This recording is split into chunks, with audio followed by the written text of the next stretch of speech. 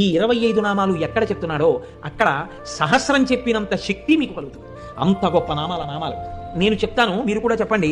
సింహాసనేషి, లలిత, మహారాజ్ఞి, వరాంకుశ, చాపిని, త్రిపురా చైవ, మహాత్రిపుర సుందరి, సుందరీ చక్రనాథ చ,